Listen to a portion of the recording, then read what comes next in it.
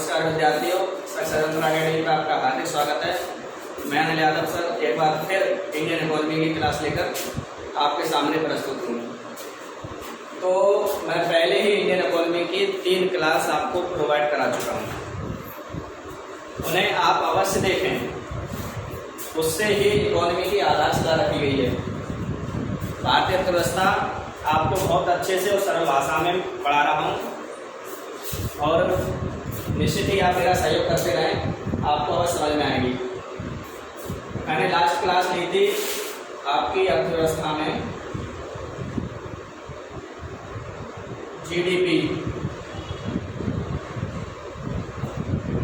सकल घरेलू उत्पाद या सकल घरेलू आय। अगर आपको ये जीडीपी समझ में आ गई है तो मुझे लाइक और वीडियो में कमेंट करके अवश्य बताएं, जिससे मुझे अच्छा लगेगा, ताकि मैं आगे वीडियो आपको निरंतर देता रहूँगा।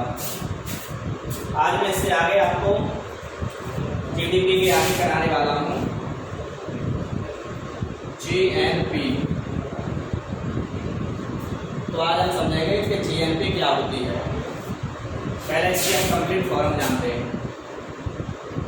Gross national product. Gross national product या इसको हम इनकम भी बोलते हैं।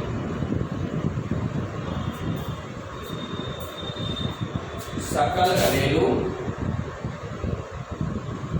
सकल राष्ट्रीय उत्पाद या आय। जीएनपी का मतलब होता है कि सकल राष्ट्रीय उत्पाद या सकल राष्ट्रीय आय। तो इसमें होता यह है कि भारत की जीडीपी का मतलब तो आपने समझ ही लिया है कि राष्ट्र के द्वारा एक वर्ष में जितनी भी पूंजी का निर्माण किया जाता है उसे हम जीडीपी कहते हैं। किंतु जीएनपी क्या होता है कि अगर हम भारत की जीडीपी में भारत की सकल घरेलू आय में क्या करते हैं कि हमारे देश में जो विदेशों से आय प्राप्त हो रही है उसे हम जोड़ दें और हमारे देश से विदेशों को जो आमदनी जा रही है उसे घटा दें, तो हमें जीएनपी मिलती है। तो जीएनपी का मतलब क्या होता है कि भारत के जीडीपी में अगर हम विदेशों से आने वाली आय को शामिल कर लें और भारत से जो आय विदेशों को जा रही है उसको हटा दें, तो हमें क्या मिलती है? जीएनपी मिलती है। तो यहाँ लास्ट ये फॉर्मूला टाइप क्वेश्चन बनता है, तो बन के तैयारी होता है कि जीएनपी बराबर जीडीपी प्लस, यहाँ मैं विदेशों से आने वाली आय को मान लेता हूँ x और विदेशों को जाने वाली आय को मान लेता हूँ y। क्या हो जाएगा ये x माइनस y। ये बन के तैयार होता है। तो सीधा आपके एग्जाम में इस तरीके का फॉर्मूला टाइप का क्वेश्चन बन के तैयार हो जाता है, मिलता है। तो जीएनपी क्या होती है? तो जीएनपी शुद्धता ये होती है कि अगर हम भारत की जीडीपी में विदेशों से आने वाली आय को क्या करें?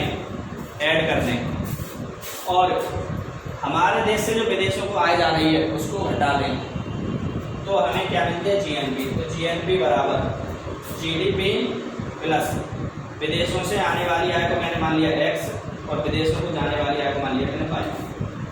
तो इस तरीके से मिलेगा जीएनपी बराबर GDP plus x minus y। अब यहाँ होता क्या है कि अगर हमारे देश में विदेशों से इनकम ज़्यादा प्राप्त हो रही है और हमारे देश से विदेश में इनकम कम जा रही है, तो यहाँ पर क्या होता है कि हमारी जो जीडीपी है वो तो ग्रोथ करेगी साथ ही साथ हमारी जीएनपी भी ग्रोथ करती है। अरे जीडीपी में ये ज़्यादा आएगा तभी तो ग्रोथ होगी, ये कम जाएगा तब ग्रोथ होगी।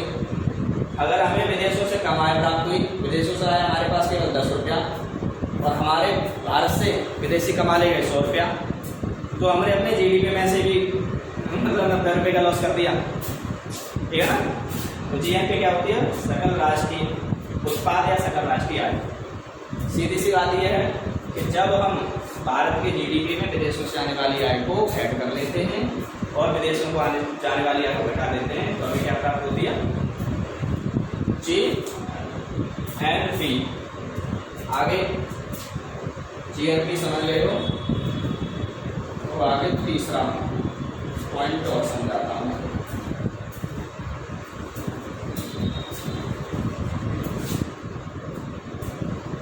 तीसरा पॉइंट होता है तुम्हारा एनएनपी। एनएनपी एन का होता है मतलब नेट, नेशनल प्रोडक्ट। नेट को हिंदी में हम लेवल भी कहते हैं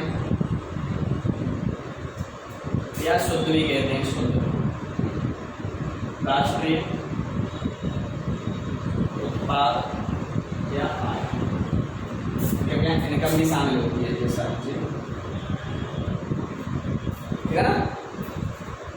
जीडीपी समझ गए, जीएनपी, एनएनपी और समझना मतलब शुद्ध राष्ट्रीय आय या निवल राष्ट्रीय आय।